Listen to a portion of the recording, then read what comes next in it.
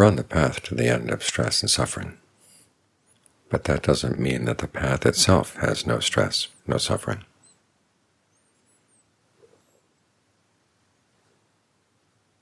Ajahn Sawat would make a comparison with eating and being full. When you're full, you can relax. There's a sense of sufficiency. But while you're eating, first you have to find the food, then you have to fix it, then you have to chew it, swallow it, digest it, clean up after yourself. There's a lot of activity that goes into that sense of being full and inactive. We always have to keep this in mind, because there's that tendency to want the path to look like the goal, and to think that if we can clone the goal, that would be the path. Enlightened people are accepting, at ease. So we think the path should be one of being accepting and at ease. But you have to remember, the Buddha said there are causes of suffering in the mind, and not all of them respond to simply watching them. Some of them require that you, as he said, exert a fabrication. And that can require a lot of effort. As he said, sometimes the path is painful, sometimes it's pleasant, sometimes your intuitions come quickly, sometimes they come slowly.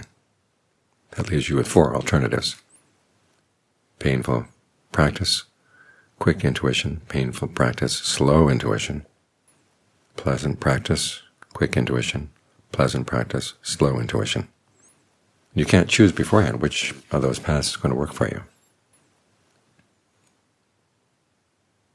But you have to assume that even for the people who are at the point where their practice is pleasant and their intuition is quick, had to go through some painful stages.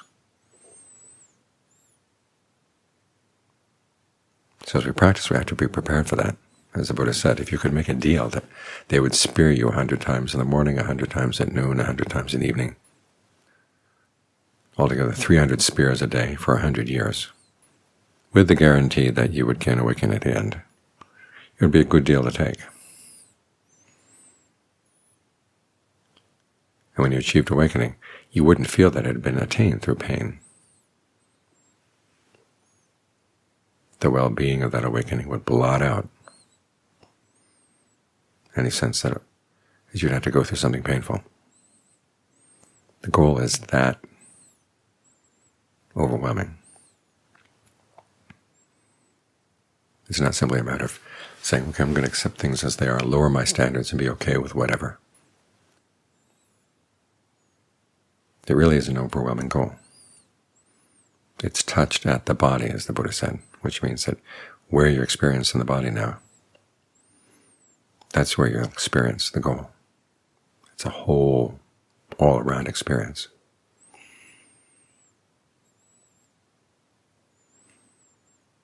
But to get there requires work. Those causes of suffering that don't go away simply as you watch them. You have to have practice in putting forth an effort.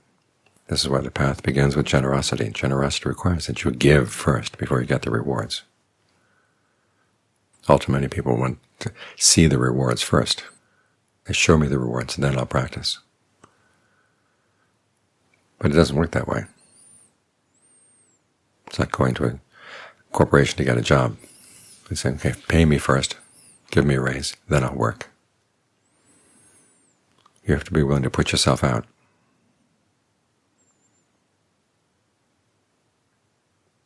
And to learn to find some joy in putting yourself out.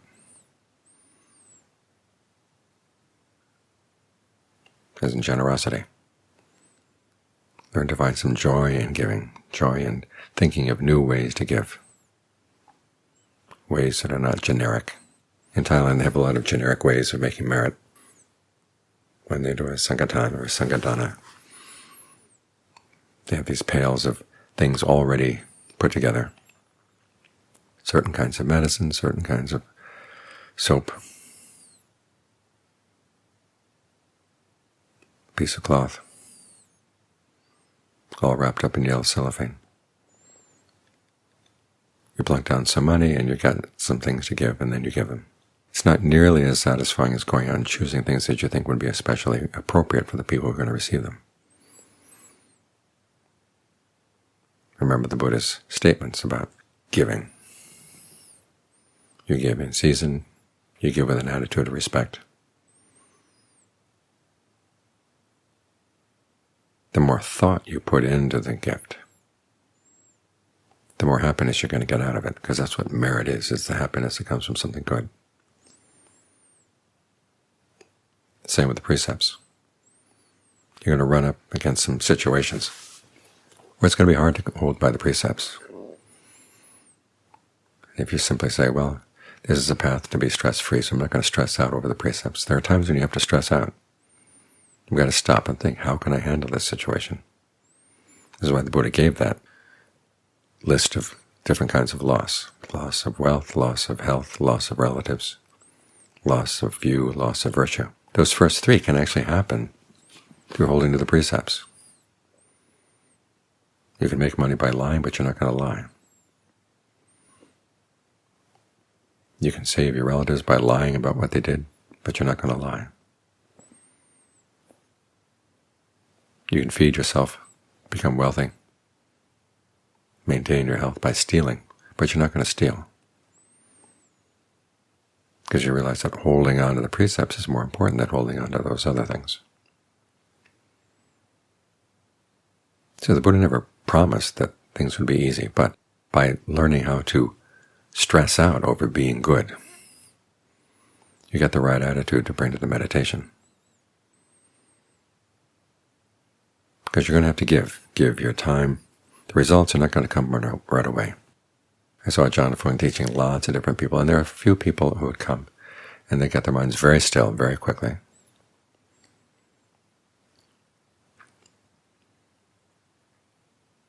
But for the majority of us, it took time. And as you said, for the people for whom it takes time, those are the ones who are going to know what they're doing. If it comes very easily, you get used to it. It's being easy. And then on days when for some reason it doesn't come easily, you don't know what to do. Whereas if you've been through the difficult passages, been through the difficult times, and found your way through them, you've gained knowledge. This is how discernment comes.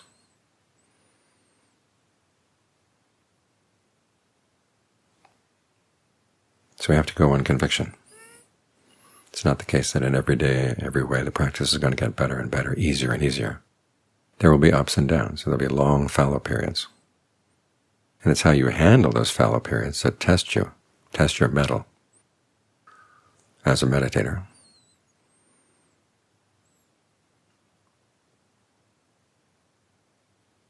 After all, the path does require desire. I gave a talk one time where people were taken aback when I said the path does require desire. And they said, well, wait a minute, isn't desire cause for suffering? I said, yeah. That means the path is going to require suffering. They thought they'd caught me in a contradiction. But I said, yeah, well, how has your practice been? Does it not require suffering to some extent? Does it not require stress? You've got members of your mental committee who don't want to practice. You've got to fight them.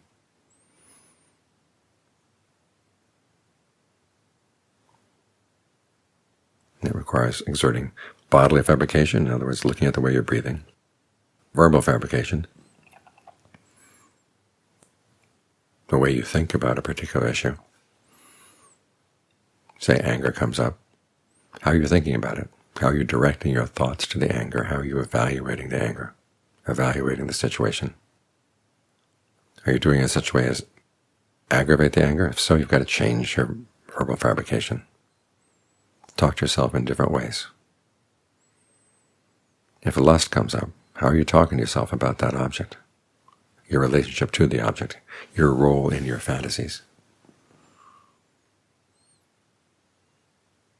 And you talk to yourself in different ways to make it stick. What perceptions do you hold in mind? This is mental fabrication. What feelings can you develop around not being involved in the lust?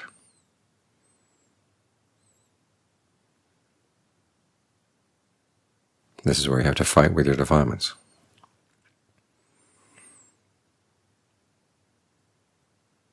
Because it's not the case that once you decide, okay, I'm going to become awakened, everybody inside says, okay, that sounds good, let's all go together.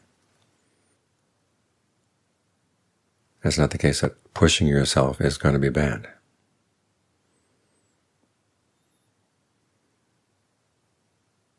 When the time comes when you can rest in concentration, as the Buddha said, at those times the pleasure of unskillful qualities is not there. The stress of unskillful qualities is not there. And the stress of skillful qualities is not there. Notice that. Developing skillful qualities will involve stress. But you finally can master all the obstreperous voices in your mind, all the lazy voices in your mind, and gain some well-being that comes through the mastery of the mind.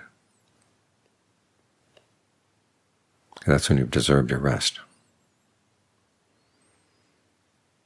And that then becomes food for more strength in the practice, because there'll be more work you have to do. So it's important you have the right attitude to the practice. It will require work. It will require stress.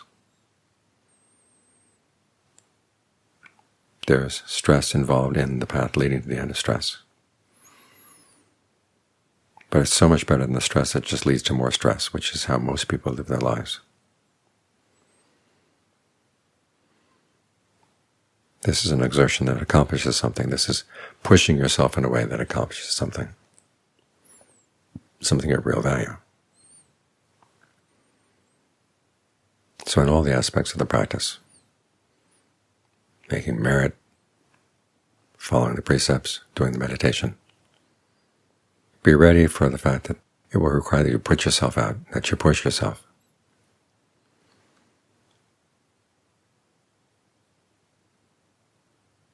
Don't be the sort of person who refuses to be pushed.